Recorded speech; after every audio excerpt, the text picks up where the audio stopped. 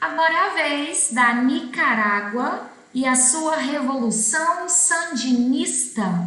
O nome de Sandinista vem desse personagem que já está na capa dos meus slides, o senhor Augusto César Sandino. Ele é um dos principais personagens da Revolução Sandinista. Considerado um herói, sim, mas ele não está sozinho nessa revolução. Eu vou apresentar para vocês um segundo personagem muito importante, ainda importante na história da Nicarágua. Essa revolução acontecida na Nicarágua foi em 1962. Aqui eu tenho a localização da Nicarágua, né? Como eu sempre gosto de te situar, América Central. Eu vou dar um zoom para você ver os vizinhos da Nicarágua: Honduras, El Salvador, Costa Rica, Jamaica aqui do lado, bem ali no miolo da América Central. Aqui estão os dois personagens principais dessa revolução. Do lado esquerdo, o já falado Augusto César Sandino, que teria sido o primeiro personagem, o primeiro herói, a primeira inspiração para os revolucionários nicaragüenses. E à direita eu tenho o senhor Daniel Ortega, o atual presidente da Nicarágua, que está lá já há bastante tempo. E sem dúvida alguma, ele é um grande personagem da Revolução Nicaragüense e ao mesmo tempo ele é um herdeiro do que a Revolução fez. Ele com certeza se inspira no Sandino, na luta do Sandino, mas ele continua e amplia a luta do Sandino, ok? Então esses dois personagens têm que saber, são importantes para a Revolução Nicaragüense. Vamos conversar primeiro então sobre o Sandino, que foi ele que começou essa história toda de nacionalismo, de defender a Nicarágua. Mais para frente é que o Ortega vai aparecer. Senhor Augusto César Sandino, nascido em 1895 e falecido em 1934, de origens humildes, filho de lavradores, tinha apenas o ensino primário, trabalhou numa mina estadunidense e tinha no seu coração desejos nacionalistas. Se incomodava com essa presença estrangeira dos Estados Unidos, mais que essa presença, com esse comando dos Estados Unidos ali dentro da Nicarágua, né? Deixa eu te lembrar um pouquinho quem é a Nicarágua. Ex-colônia espanhola, que ficou independente em 1821. Assim que fica independente, vai construir a sua vida política, a sua autonomia, a sua liberdade, mas os Estados Unidos estão ali de vigia, né? Doutrina Monroe em ação. Então, até 1920, nós temos na Nicarágua uma intervenção muito direta dos Estados Unidos. No próximo slide eu trago um texto para te deixar claro isso.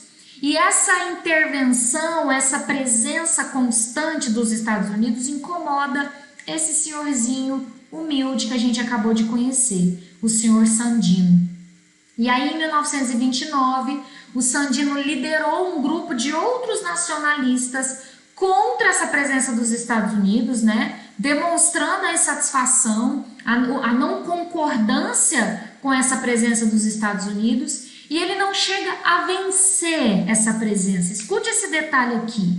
O Sandino vai ser vitorioso, mas ao mesmo tempo não tanto. Ele consegue expulsar a presença de marinheiros dos Estados Unidos que ficavam ali vigiando, dando notícias, né, garantindo a vigilância dos Estados Unidos ali. Mas isso não significa que as relações com os Estados Unidos foram rompidas. Leia comigo isso aqui que você vai entender. Os chamados convênios Dawson, que na prática significaram a entrega do controle dos setores econômicos mais estratégicos e rentáveis da Nicarágua, como do Banco Central, a alfândega, as estradas de ferro, como garantia de mais um empréstimo feito em 1911. Então veja como é antigo. Estados Unidos controla a Nicarágua porque Muitas riquezas, muitos setores econômicos da Nicarágua haviam sido entregues como garantia por conta de um empréstimo que o presidente da Nicarágua havia feito, pelo então presidente do país, General Estada. Constitua importante exemplo para retratar a situação da Nicarágua naquele momento, desde 1911. É isso aqui que está incomodando o Sandino. As principais fontes de riqueza, os principais setores econômicos foram entregues, o controle nas mãos dos Estados Unidos para garantir que esse empréstimo seria pago. Entretanto, nem todos os nicaragüenses aceitaram pacificamente o estabelecimento dos termos do Convênio Dawson. Sob a presidência de Adolfo Dias, em 1912, ocorreu um levante de grupos nacionalistas que chegam a ocupar algumas cidades. A resposta dos Estados Unidos foi rápida e dura. Em uma exemplar demonstração da política exterior do presidente norte-americano Woodrow Wilson, 8 navios com milhares de Marines desembarcaram na Nicarágua e passaram a controlar todo o território nicaragüense. Sacou o que aconteceu? A galera reclama desse empréstimo e desse controle dos Estados Unidos. Os Estados Unidos reagem a esse levante e aí, como reação a esse levante, esses Marines, eu já ouvi assim, tá? Não tô forçando inglês aqui não mesmo. Mas marinheiros, podemos chamá-los assim, que estão nesses 8 navios, desembarcam na Nicarágua e passam a controlar o território. A repressão aos nacionalistas foi extremamente sangrenta e marcou profundamente o imaginário da população do país. Isso lá em 1912. Em 1929, então, quando o Sandino reúne de novo uma galera contra agora esses Marines, contra esses marinheiros, esses Marines serão expulsos. O Sandino consegue expulsar pelo menos esses marinheiros que haviam chegado lá em 1912. Entendeu? Não significou o fim do controle dos Estados Unidos. Daqui a pouco você vai ver que não significou mesmo. No entanto, esse levante, esse segundo levante liderado por nacionalistas, dessa vez com a figura do Sandino, à frente, esse segundo levante deu certo. Os Marines foram expulsos da Nicarágua. E aí, então, em 1933, entre aspas, retirada dos Estados Unidos, mas numa jogada de mestre, foi criada a Guarda Nacional. É como se fosse a substituição dos Marines. Eles foram embora, mas agora nós vamos criar uma força nativa de nicaragüenses, uma Guarda Nacional, uma força militar da Nicarágua para estar no lugar dos Marines. E essa Guarda Nacional é submissa aos Estados Unidos. Percebeu que trocou 6 por meia dúzia? Ficou a mesma coisa. Dentro da Guarda Nacional está um cara chamado, deixa eu lembrar aqui, Alberto Somoza. Eu estou esquecendo do primeiro nome dele. O segundo nome dele, o sobrenome dele é Somoza. O senhor Somoza vai encomendar o assassinato do principal líder do Levante, que retirou os marinheiros estadunidenses. Sandino foi assassinado pela própria Guarda Nacional, pelo chefe da Guarda Nacional. Estou te mostrando, então, que essa Guarda Nacional continuou amiguinha dos Estados Unidos, ok? Sandino está morto, Jeane. Então, acabou a Revolução Nicaragüense? Calma. Sandino só começa, ele só lança a semente. Essa plantinha vai florescer e vai frutificar daqui a pouco, dá um tempinho. Sandino joga a sementinha na terra, deixa a germinação acontecer. Por enquanto, o que eu tenho para te contar é que o Sandino morreu, o Somoza, que é esse cara que estava chefiando a Guarda Nacional, é financiado pelos Estados Unidos a subir ao poder. Ele toma o poder, se transforma no presidente, vai estabelecer uma ditadura de 36 a 79, isso mesmo. Mais uma ditadura na América Latina, financiada pelos Estados Unidos. Por que financiada? Porque os Estados Unidos quer continuar se favorecendo, né? Quer continuar tendo vantagens com o controle da Nicarágua. A economia durante a ditadura Somoza é agroexportadora, há uma grande concentração fundiária, uma grande concentração de renda. Então veja, eu posso ter números econômicos positivos, mas a população não usufrui disso inteiramente, né? Só para você ter uma noção, a taxa de analfabetismo na Nicarágua da ditadura Somoza chega a 75%. No meio dessa ditadura Somoza, então ali em 1961, atenção, está nascendo uma florzinha da semente do Sandino. A Frente Sandinista, olha o nome. Vejam que eles estão ligados em quem foi o Augusto César Sandino. Conhecem a história da Nicarágua e reverenciam, né, respeitam o Sandino. Essa é uma flor da semente do Sandino, a Frente Sandinista de Libertação Nacional. Deixa eu dar um spoiler já. O atual presidente da Nicarágua é desse partido. O partido dele ainda se chama Frente Sandinista de Libertação Nacional. Esse partido, esse grupo de luta, de revolução, foi criado em 1961 dentro da ditadura Somoza para lutar contra a ditadura Somoza. Conforme eu disse, eles são respeitosos, eles são herdeiros da tradição dos sandinos, são nacionalistas, vão lutar contra a presença estrangeira, vão lutar contra essa ditadura. Observe aqui nesse cartazinho, Pátria Livre ou Morrer. A figura do Sandino aparece nela, esse aqui é o rosto do Sandino. FSLN, Pátria Livre ou Morrer. Agora veja comigo um juramento dos sandinistas. A galera que vai entrar na Frente Sandinista faz esse juramento. Leia comigo. Ante a imagem de Augusto César Sandino e Ernesto Che Guevara, em 61, já tinha acontecido a Revolução Cubana. Che Guevara já é considerado um herói, a fama já se espalhou. Ante a recordação dos heróis e mártires da Nicarágua, da América Latina e de toda a humanidade, ante a história, coloco minha mão sobre a bandeira vermelha e preta, que significa pátria livre ou morrer, e juro defender com as armas na mão, não estão falando de pacifismo, né? Já estão falando de armas na mão, o decoro nacional e combater pela redenção dos oprimidos e explorados da Nicarágua e do mundo.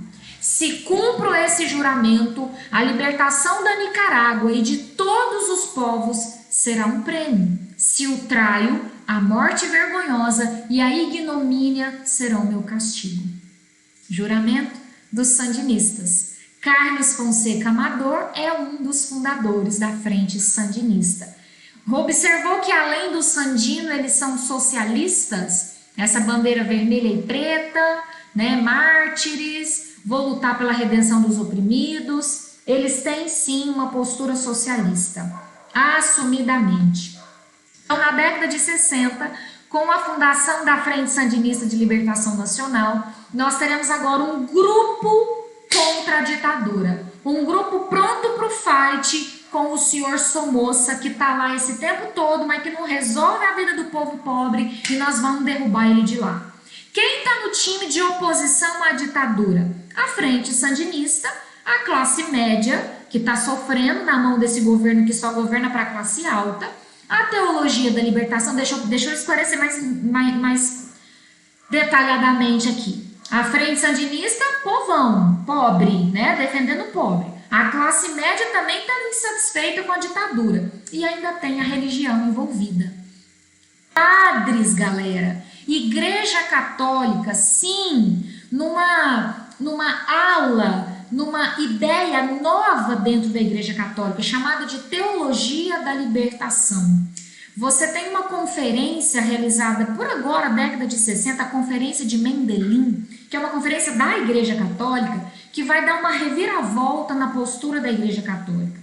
A igreja reconhece, o próprio Papa teria se pronunciado sobre isso um pouquinho antes dessa conferência que eu citei agora. O Papa, esqueci o nome do Papa nessa época e agora, mas o Papa teria dito que o sofrimento do povo, as questões sociais interessam a igreja, que a igreja não poderia fechar os olhos para o sofrimento da América Latina, por exemplo.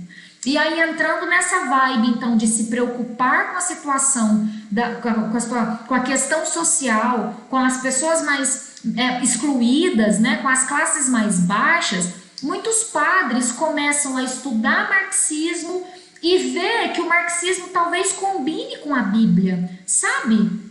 E aí surge esse negócio chamado de teologia da libertação. Nada mais é que mistura de cristianismo, mistura de catolicismo com socialismo, né? Não necessariamente, se bem que vai estar bem ligado, mas não é bem um Marx cruzinho, mas são padres que estão preocupados com a questão social e que acham que a igreja tem que fazer alguma coisa, tem que se envolver com política para combater as injustiças sociais. Sabe quem é um brasileiro famoso envolvido com a teologia da libertação? Senhor Leonardo Boff. Leonardo Boff foi um padre, hoje ele não é mais, mas ele esteve envolvido com a teologia da libertação. E ele é brasileiro, né? Ele está nessa América Latina que sofre tanta injustiça. Então veja, resumindo agora, a frente sandinista, a classe média, ainda a galera do catolicismo, está contra a ditadura somoça.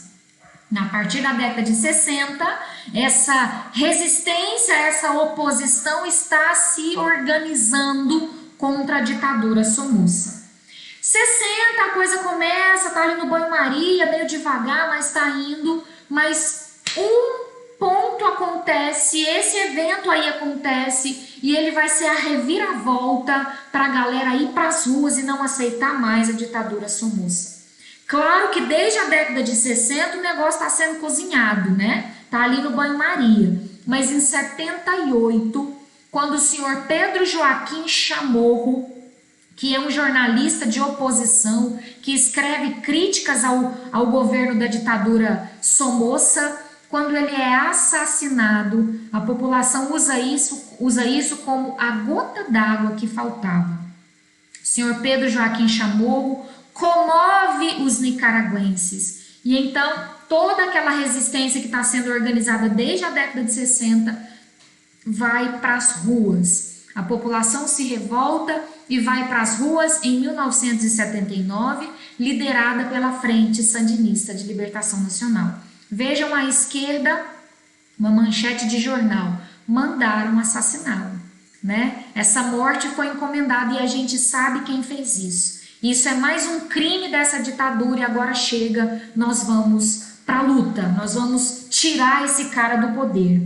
E aí o senhor Somoza responde com bombardeios, mas a oposição está fortalecida, está determinada. Em 79, 250 mil pessoas tomam a capital da Nicarágua, Manágua, e aí a revolução conhece a vitória.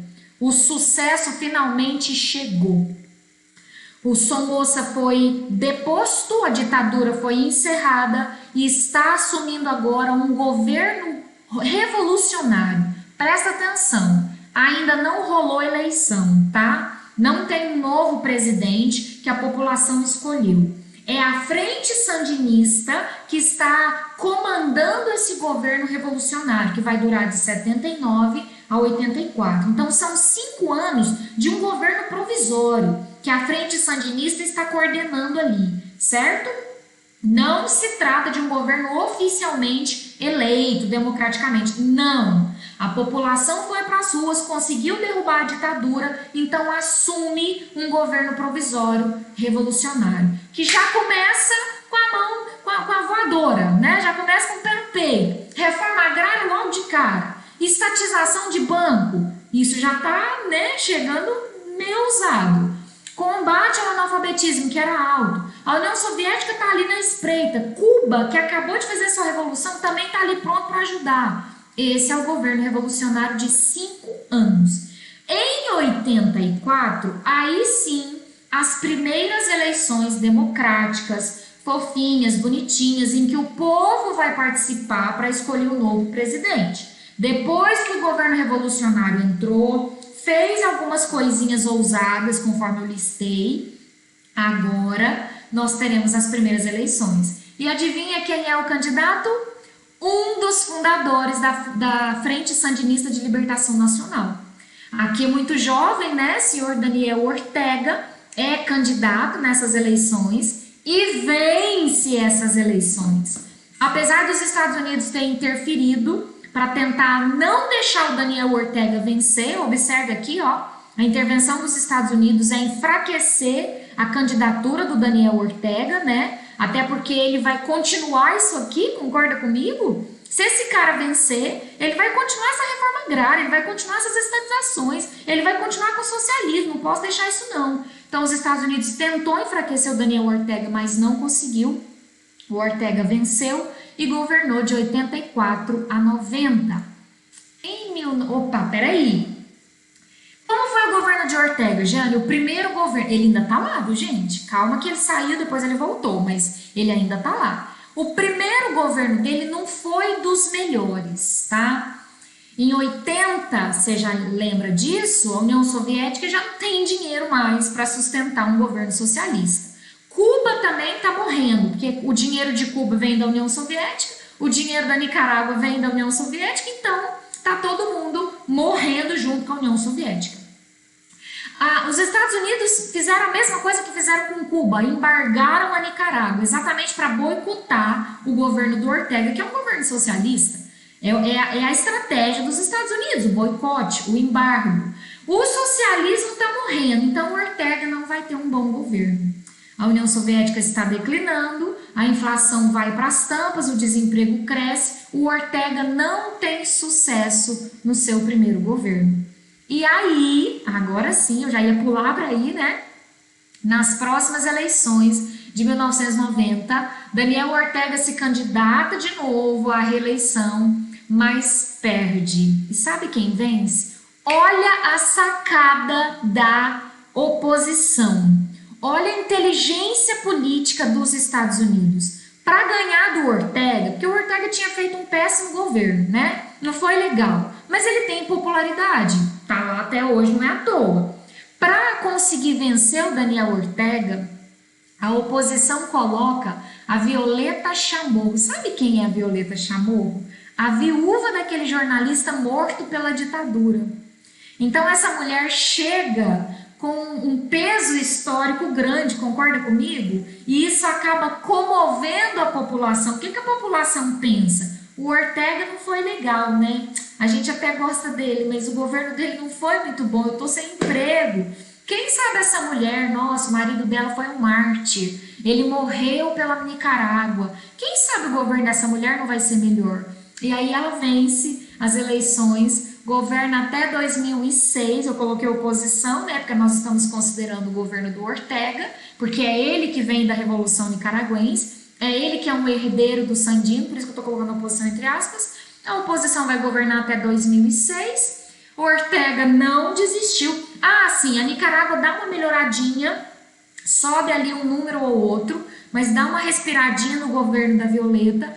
Em 2006, Daniel Ortega volta, vence de novo. Já em 2006, ele recua um pouquinho nas suas convicções socialistas, aí ele começa a ir para o liberalismo, sabe? Ele começa a fazer parcerias com empresas privadas, ele começa a flertar, a liberar o capital externo de novo. Então ele não é aquele socialista roxo que ele foi, não é mais, ele está mais flexível agora.